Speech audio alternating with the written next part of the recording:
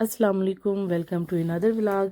आज का व्लॉग जो है इफ्तार पार्टी का है। हमारे घर दावत थी तो हमारी कुछ ग्रॉसरी ख़त्म थी तो वो लेने में अपने हस्बैंड के साथ जा रही थी। तो रास्ते में थी ये बारिश, तो मैंने कहा चलें जी इस बारिश को भी कैप्चर कर लेते हैं जब तक हम अपनी मतलूबा दुकानों तक पहुँचते हैं। तो आप भी इंजॉय करें, देखें कैसी ज़बरदस्त बारिश और ये पूरे 3 दिन जारी रही है। तो यहाँ पे मैं आ गई पहली शॉप पे। तो ये हमारे घर की कुछ ग्रॉसरी बेसिक जो हमें ख़ुद भी ज़रूरत थी वो ख़त्म थी, वो मैंने रख ली। अंडे थे, ब्रेड थी, चिप्स वगैरह इस तरह का। तो चलें इनका मैंने यहाँ पे जाके बिल करवा लिया इस शॉप से और फिर हम गए नेक्स्ट शॉप पे। तो यहाँ पे बिल करवाने के बाद मैं आपको लेके आऊँगी नेक्स्ट शॉप पे। तो नेक्स्ट शॉप से भी जो मुख्तलिफ़ चीज़ें थी जो कि दावत के लिए थी वो हमें चाहिए थी। तो यहाँ पे शुरू हो गई ये हमारी दूसरी शॉप। तो इस शॉप पे जो फ्रूट्स वेजेस वगैरह होती हैं ना बहुत ज़बरदस्त होती हैं और योगर्ट भी इनका बहुत ज़बरदस्त होता है। आपने ट्रॉली में रखा हुआ देख लिया होगा। तो फ्रूट चाट बनाने के लिए मुझे कॉकटेल चाहिए था कि जो मैं इधर सर्च कर रही थी पर नहीं मिल रहा था, लेकिन एक स्टाफ मेंबर से कंसल्ट करने के बाद फाइनली मुझे मिल गया।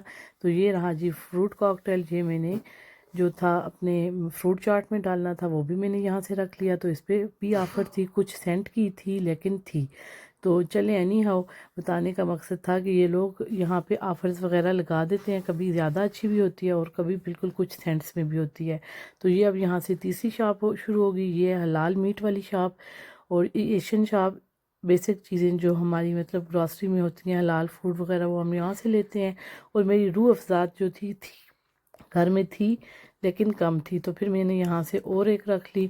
पकौड़े, रोल और समोसे भी रख लिए। वैसे तो मैं घर में बनाती हूँ लेकिन बंदे ज़्यादा थे तो मैंने कहा चले मैं मार्केट से ही ले लेती हूँ। तो यहाँ पे मैं पहुँच आई घर। तो रोस्ट जो था मैंने बनाना था उसके लिए मैं चिकन ले आई वहाँ से।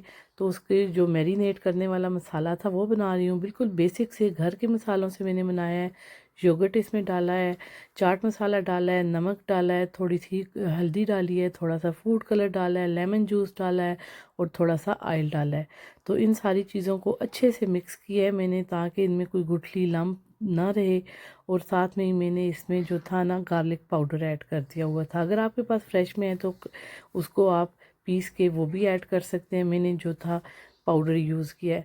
तो ये जो चिकन था मेरे एक हाथ में कैमरा पकड़ा हुआ था और एक हाथ से मैं इसके जो थे कट्स लगा रही थी। मुझसे गलती ये हुई कि मैं शॉप से कट्स लगा के इसे नहीं लाया। तो बच्चों के लिए जो थे मतलब चिकन लेग को 2 पीस मैंने किया क्योंकि बच्चे बड़ा पीस नहीं खा सकते। तो ये जो बड़े लोग थे उनके लिए फुल चिकन लेग थी। अब ये देखें कट्स लग गए हैं। तो ये इसी सारी मैरिनेशन जो थी इसमें मैंने इसको डाल दिया ताकि ये पूरी रात जब इसमें मैरिनेट होके रहेंगे तो जो इसका टेस्ट है ना वो बहुत ही लाजवाब आना था। तो चलें जी यहाँ पे हमारा सारा चिकन जो है मैरिनेट हो गया। इसे मैंने एक बड़े बाउल में डाल के रख दिया और इधर मैं बना रही थी पास्ता जो कि आलमोस्ट डन हो गया था। ये चिकन पास्ता है, थोड़ी सी इसमें मैंने वेजेस भी डाल दी हैं, शिमला मिर्च 2 रंग की, और थोड़े से मैंने इसमें पीस भी ऐड कर दिए थे क्योंकि पार्टी में बच्चों ने भी आना था। तो बच्चे जो हैं पास्ता बहुत ही पसंद करते हैं। तो बच्चे बड़ों ने भी बड़ा पसंद किया पास्ता। तो साथ ही मैंने यहाँ पे दूसरे चूल्हे पे जो था अलग से चिकन बॉईल होने रखा हुआ था। ये चिकन जो था पैटीज़ के लिए था। और यहाँ पे मैंने पकोड़े बनाने के लिए जो था ना बेसन का बैटर रेडी कर लिया हुआ था। अब ये फ्रूट चाट की तैयारी है। इसमें ये मेरे पास जो फ्रूट्स हैं मैंने अच्छी तरह वॉश करके रख लिए थे और साथ ही मेरे पास जो अनार था इसे भी मैंने छील के साफ़ कर लिया था। ये वो फ्रूट्स हैं जिनका कलर नहीं जाता। और ये साथ में मैंने कॉकटेल भी ले लिया था, वो भी इसमें ऐड करना था। तो जो फ्रूट हमारे पास रेडी थे यहाँ पे अवेलेबल थे जिनका यानी कलर चेंज नहीं होता वो मैंने काट के अच्छी तरह क्यूब्स की फॉर्म में कर लिए हुए थे। अनार को, 2 तरह के अंगूर, कीवी, स्ट्रॉबेरी, तो ये सारी चीज़ें जो थी मैंने पहले बाउल में डाल दी थी। एप्पल और बनाना भी डालना था लेकिन उनका कलर चेंज होता है तो इसलिए वो वेरी एंड ऑफ जब ये मतलब रेडी हो जाता, टाइम थोड़ा रह जाना था उस वक्त मैंने इसमें ऐड करना था।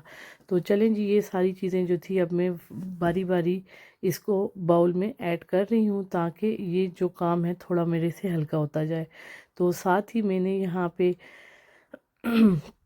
देखें अब ये वो फ्रूट चाट है जो मतलब फ्रूट्स जिन्हें मैंने रेडी कर लिया था वो ऐड किए। ये मैं आपको साथ चिकन दिखा रही हूँ। ये ओवरनाइट मैंने छोड़ दिया था और बड़ा ही ज़बरदस्त बना था। तो ये आलू थे तो इन्हें मैंने काट लिया था पकोड़ों के लिए, बिल्कुल एक साइज़ के। ये मेरे पास एक कटर है, मैंने उससे काटे हैं, तो बड़े ज़बरदस्त कटे हैं। और साथ में जो मटन पुलाव बनाना था ना यखनी वाला, उसकी तैयारी भी जारी है। प्याज मैंने कट कर लिया था। अब यहाँ पे देखें मेरा क्रीमी फ्रूट चाट जो है बिल्कुल रेडी है, फाइनल टच इसको मिल गया हुआ है। और यहाँ पे अब बन रहा है मटन पुलाव। तो उसके लिए मैंने प्याज ऑयल में डाल दिया था ताकि ये ब्राउन हो जाए। फिर उसके बाद जो बाकी इंग्रेडिएंट्स थे बारी बारी वो मैंने डालने थे। और ये मटन था, ये भी मैंने रात में ही इसे बॉईल करके छोड़ दिया था ताकि मेरा टाइम जो है सेव हो जाए।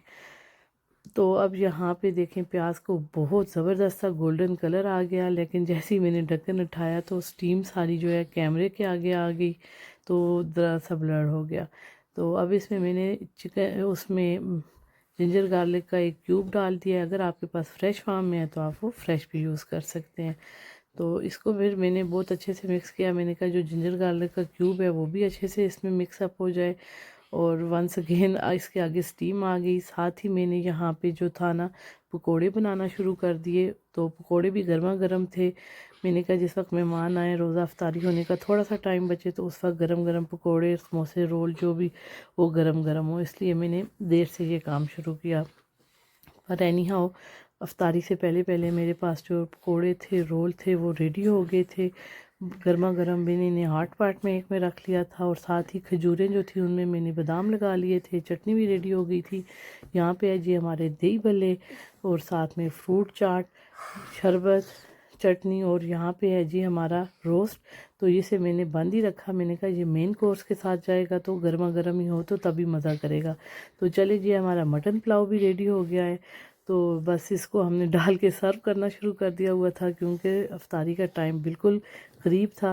रख दिया था जाके हमने दस्तरखान पे। तो यूँ ही इस तरह हमारी ये अफ्तारी कंप्लीट हुई। तो अफ्तारी कंप्लीट होने के बाद किचन के हालात कुछ यूँ थे, लेकिन फिर भी समेटना था। कुछ मैंने रात को समेटा और कुछ मैंने अर्ली इन द मॉर्निंग।